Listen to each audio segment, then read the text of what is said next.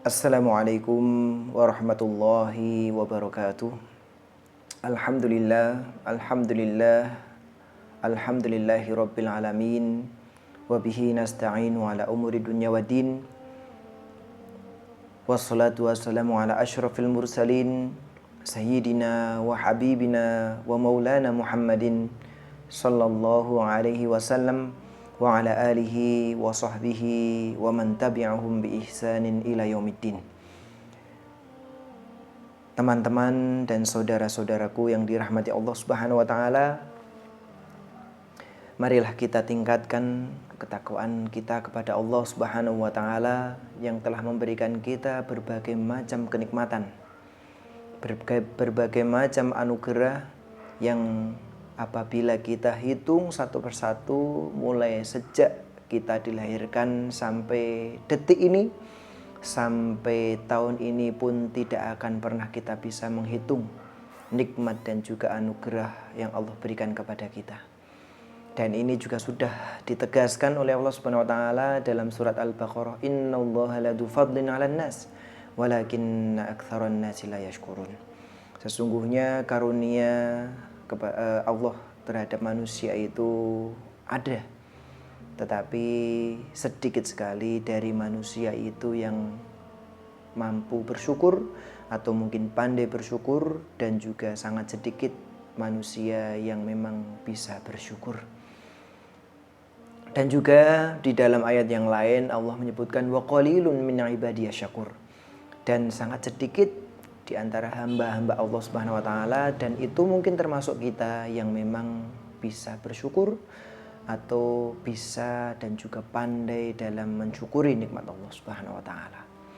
Dan juga ketika kita mensyukuri nikmat Allah Subhanahu wa taala, insya Allah Allah akan menambahkan kenikmatan tersebut berlipat-lipat. Dan hal tersebut sudah Allah terangkan dalam surat Ibrahim. Wa itadzana rabbukum la in syakartum la azidannakum. Dan apabila kamu sekalian mensyukuri nikmat Allah Subhanahu wa taala, niscaya Allah akan menambahkan kenikmatan tersebut. Wa la in kafartum inna adzabi lasyadid. Dan apabila kita atau manusia itu kufur, ingkar terhadap nikmat Allah Subhanahu wa taala, inna adzabi lasyadid, sesungguhnya azab Allah itu sangat pedih. Nah, dengan adanya kufur, mungkin Allah akan memberikan azab selama di dunia. Nah, berupa rasa fakir, berupa rasa tidak pernah puas, berupa rasa yang memang membuat hati kita, pikiran kita gundah gulana, pikiran kita banyak sekali karena keinginan-keinginan manusia itu terlalu banyak. Tetapi rasa qanaah kita memang tidak sebanding dengan keinginan kita. Maka dari itu marilah kita tingkatkan rasa syukur. Dan juga perlu kita ketahui bahwasanya dalam mensyukuri nikmat itu salah satunya adalah dengan mengucapkan hamdalah, yaitu alhamdulillahirabbil alamin.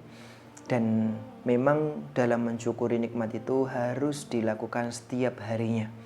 Dan ini juga dicontohkan oleh Nabi Muhammad SAW bahwasanya ketika kita bangun dari tidur, Nabi Muhammad tidak memerintahkan untuk langsung sholat, tidak memerintahkan untuk langsung beramal soleh dan lain sebagainya.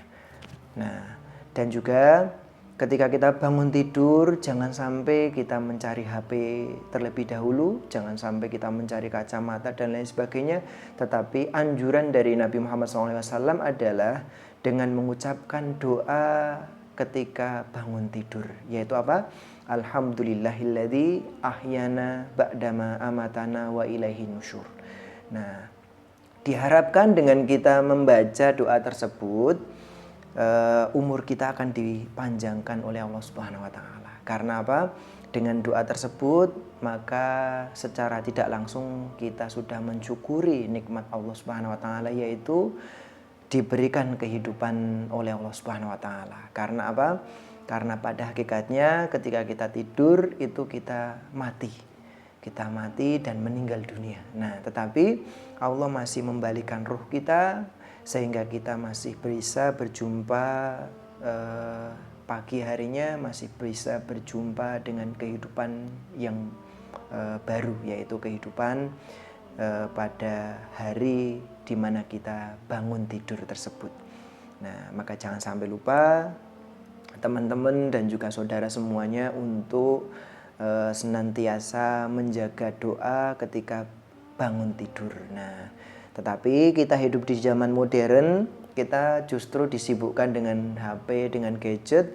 Ketika kita bangun, tangan kita itu secara spontan, secara otomatis akan mengambil HP dan juga mata kita akan tertuju kemana HP tersebut ada, atau mungkin kacamata dan lain sebagainya. Sehingga kita lupa, sering sekali kita lupa untuk membaca doa ketika bangun tidur. Nah, maka dari itu silahkan teman-teman dan juga saudara semuanya untuk membaca doa terlebih dahulu sebelum melakukan aktivitas-aktivitas ketika setelah bangun tidur. Nah, maka dari itu anjuran dari Nabi Muhammad SAW adalah dengan berdoa terlebih dahulu.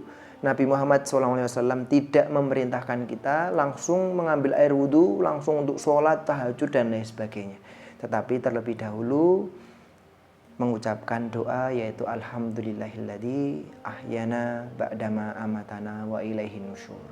Nah, diharapkan dengan doa tersebut kita bisa menjadi pribadi yang lebih baik, menjadi pribadi yang lebih bersyukur atas kehidupan yang Allah anugerahkan kepada kita semua. Dan juga diharapkan dengan rasa syukur tersebut itu bisa memberikan kita yaitu panjang umur.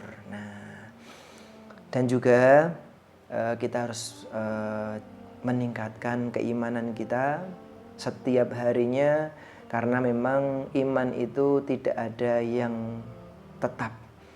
Dan juga para ulama dalam buku-buku akidah, dalam buku-buku tauhid dan lain sebagainya itu mengatakan bahwasanya al-imanu yazidu wa yanqus.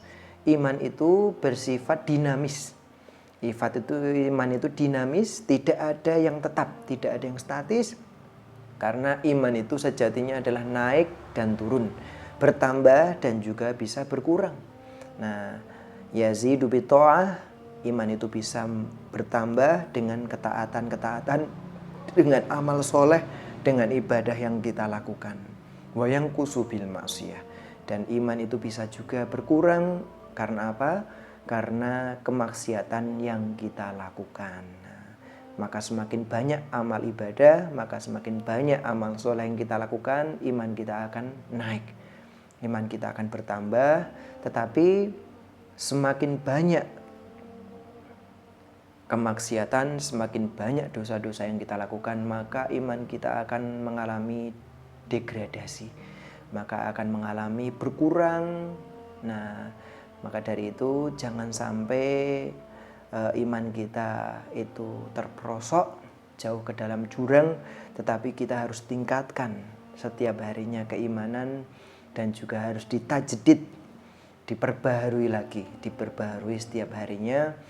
Nah, dan seperti itu. Nah, dan juga teman-teman saudaraku yang dirahmati Allah Subhanahu wa taala, Islam itu hadir di dunia itu sebenarnya membawa 3 prinsip yang harus kita ketahui. Nah, 3 prinsip itu apa? Yang pertama adalah menyempurnakan hablum minallah, menyempurnakan hubungan kita dengan Allah Subhanahu wa taala. Ini prinsip yang pertama. Nah, dari awal Nabi Muhammad, dari awal para nabi itu diutus, para rasul itu diutus, sampai dengan Nabi Muhammad sampai kepada kita, itu risalahnya adalah menyempurnakan hablum minallah, menyempurnakan hubungan manusia kepada Allah Subhanahu wa taala. Karena apa? Karena dalam surat Az-Zariyat Allah Subhanahu wa taala juga berfirman, "Wa ma khalaqtul jinna wal insa illa liya'budun." Dan tidaklah Allah ciptakan manusia dan jin kecuali hanya untuk beribadah kepada Allah Subhanahu wa taala. Maka risalah yang pertama yang dibawa oleh para nabi, yang dibawa oleh para rasul, khususnya Nabi Muhammad SAW, dan untuk kita, yaitu untuk umat Islam, adalah untuk menyempurnakan hablum minallah. Nah, untuk menyempurnakan hubungan antara manusia, umat muslim dengan Allah Subhanahu wa taala. Nah, atau dalam kata lain adalah muamalatun ma'al khaliq, yaitu bermuamalah, berinteraksi dengan sang pencipta, sang khaliq. Nah, bagaimana caranya menyempurnakan hablum minallah tersebut? Maka dalam risalahnya Nabi Muhammad SAW menyampaikan kepada kita untuk beribadah dengan mukhlisina lahuddin. Nah, dalam surat Al-Bayyinah, wa ma umiru illa liya'budullaha mukhlisina lahuddin. Nah, dan mereka tidak diperintahkan kecuali hanya untuk beribadah kepada Allah Subhanahu wa taala dengan apa? Dengan murni, dengan ikhlas. Nah, dengan ikhlas yaitu dengan memurnikan ibadah tersebut supaya tidak terselubungi dengan adanya syirik.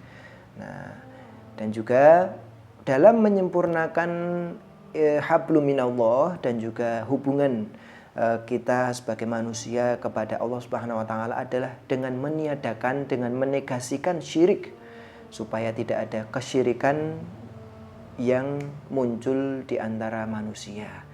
Nah, dan juga dalam rangka hablum minallah itu Nabi Muhammad juga memberikan banyak sekali perintah yang tersebut dalam hadis, dan Allah juga dalam firman-Nya dan juga disampaikan kepada Nabi Muhammad untuk memperbanyak, untuk mewajibkan adanya sholat 5 waktu. Maka sholat 5 waktu tersebut itu menjadi bagian dari hablum minallah. Nah, menjadi bagian yang wajib dalam melakukan hablum minallah. Sehingga dalam sholat 5 waktu kita diingatkan setiap harinya, setiap 5 waktu kita diingatkan untuk mengingat Allah Subhanahu wa taala. Nah, kita sejenak meninggalkan urusan-urusan duniawi, terus kemudian kita menuju kepada kemenangan, menuju kepada Allah Subhanahu wa taala dengan menunaikan ibadah yang namanya sholat. Nah, maka sangat rugi bagi kita ketika kita menunaikan sholat tersebut tetapi pikiran kita ada di mana-mana. Nah, pikiran-pikiran duniawi itu masih menyelimuti dalam amaliyah sholat. Nah, maka dari itu sebisa mungkin ketika sholat kita memang benar-benar ikhlas, tulus ikhlas, dan juga memang harus khusyuk dalam menunaikan sholat, sehingga sholat tersebut insya Allah akan lebih bermakna. Nah, karena ketika kita masih punya utang atau mungkin kita masih punya urusan dengan orang lain, sehingga hal tersebut kemungkinan besar akan menyibukkan kita dari perkara-perkara sholat dan lain sebagainya.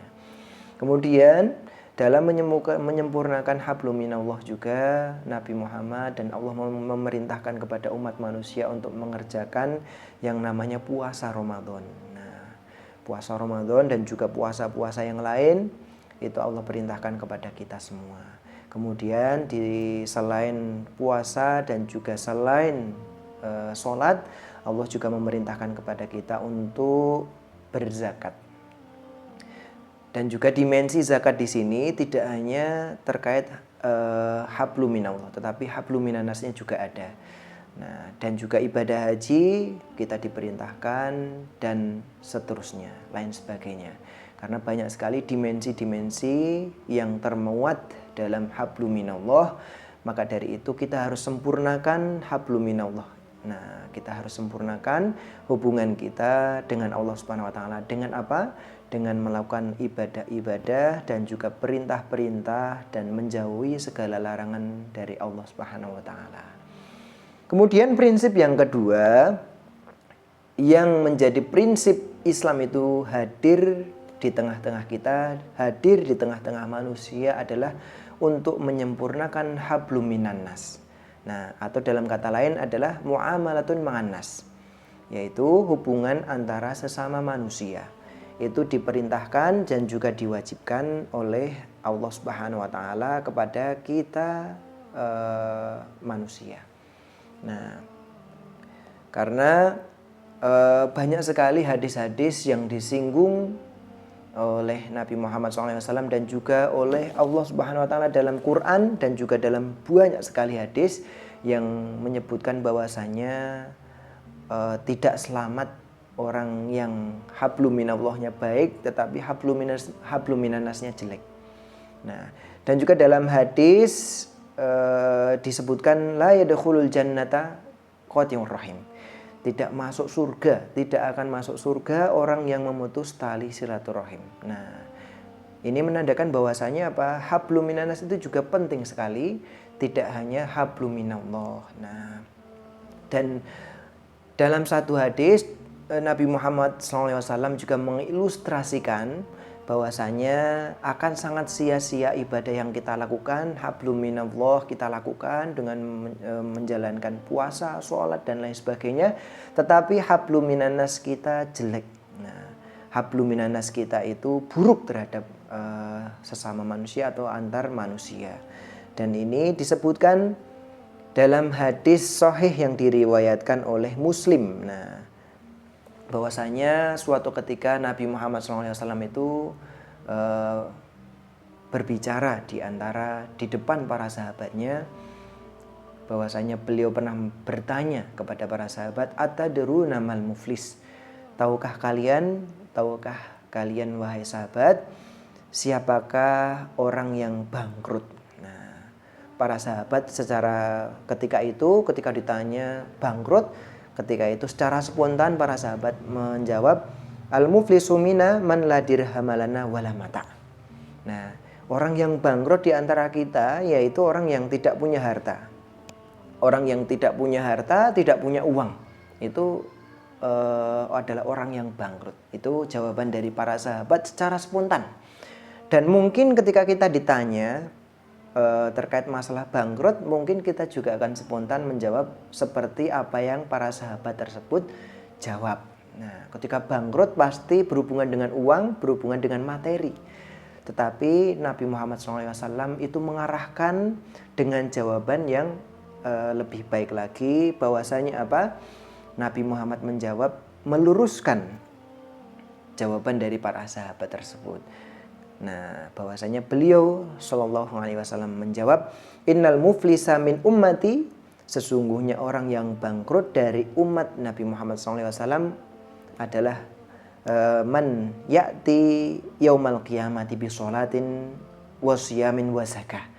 Bahwasanya orang yang bangkrut dari umat Nabi Muhammad SAW pada hari kiamat adalah orang yang datang dengan sholatnya.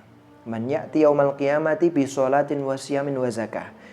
Datang dengan puasanya, dengan sholatnya, dengan puasa, zakat dan juga sholatnya. Maka ketika Nabi menjelaskan lebih lanjut terkait masalah sholat, zakat dan juga puasa yang dilakukan oleh orang tersebut, maka tidak perlu kita tanyakan kembali berapa banyak orang yang datang pada hari kiamat besok dengan sholat, dengan puasa, dengan zakatnya. Nah, karena dalam hadis ini pasti sangat banyak sekali orang yang ketika besok datang pada hari kiamat itu membawa sholatnya. Dan mungkin sholat orang tersebut itu lebih banyak daripada sholat yang kita lakukan. Mungkin kita hanya melakukan sholat 5 waktu, tetapi orang tersebut bisa melaksanakan sampai sholat tahajud 11 rakaat. Bahkan ketika kurang masih ditambah. Kemudian menjalankan adanya sholat duha, sholat qobliyah dan juga ba'diyah dan lain sebagainya. Saking banyaknya. Dan juga orang tersebut besok akan datang juga pada hari kiamat dengan puasanya. Mungkin puasanya mengalahkan puasa yang kita lakukan. Nah, puasa kita lakukan hanya puasa Ramadan mungkin. Tetapi orang tersebut besok akan berpuasa itu tidak hanya pada bulan Ramadan saja, tetapi puasa 6 Syawal, 6 hari di bulan Syawal, puasa Zulhijjah dan lain sebagainya dilakukan semuanya. Kemudian zakat. Nah, tidak hanya dengan puasa, tidak hanya dengan sholat, tetapi dengan zakatnya. Mungkin orang tersebut kaya raya sehingga bisa berzakat untuk kanan dan kiri, berzakat dengan zakat mal, berzakat dengan zakat fitrah dan lain sebagainya. Tetapi apa? Nabi Muhammad tidak hanya menjelaskan sampai di sini saja, tetapi dilanjutkan bahwasanya sabda beliau waqad wa ya'ti qad syatama hada. Kemudian orang tersebut selain hablum minallahnya baik, ternyata hablum minannasnya itu jelek sekali, buruk. Nah, hubungan antara manusia itu ternyata buruk sekali. Nah, maka dari itu Nabi Muhammad menjelaskan wa ya'ti qad syatama hada. Kemudian orang tersebut datang pada hari kiamat waqad syatama hada, sudah mencaci maki orang lain. Nah, wa qadhafa hada, dan juga menuduh orang lain, wa akala mala hada, dan juga makan harta orang lain. Tentu dengan cara yang batil atau dengan cara yang tidak baik. Wa safaka dama hada, dan orang tersebut ternyata banyak membunuh manusia, wa daraba hada, dan juga banyak memukul, menyakiti hati orang lain. Itu juga menjadi bagian yang membuat orang tersebut bangkrut di hari kiamat.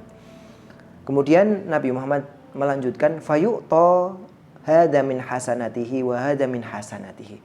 Kemudian kebaikan-kebaikan amal soleh orang tersebut ternyata diberikan, ditransfer kepada orang lain, kepada orang yang didolimi. Kemudian fa'in faniyat hasanatuhu, apabila kebaikannya sudah tidak ada lagi, sudah tidak tersisa lagi amal soleh, amal ibadah lagi tidak tersisa, qabla an yuqdo, sebelum semuanya tuntas. Nah, apa yang akan dilakukan oleh Allah Subhanahu wa taala terhadap orang tersebut? Nah, ukhidha min khotoyahum. Nah, kemudian apa? Kesalahan-kesalahan, dosa-dosa orang-orang yang dizolimi tersebut akan ditransfer kepada orang yang menzolimi. Nah, faturihat alaihi tsumma turiha finnar. Sehingga apa? Sehingga orang tersebut justru dengan bangkrutnya, sudah tidak punya perbendaraan yang berupa pahala dan juga amal soleh, justru malah ada transferan dosa-dosa. Itu membuat orang tersebut masuk ke dalam neraka. Na'udzubillahi min dzalika. Nah, maka dari itu prinsip Islam yang kedua, yaitu hablum, menyempurnakan hablum minannas, ini juga perlu dan juga harus kita jalankan dengan baik. Nah, karena banyak sekali dari kita tertipu.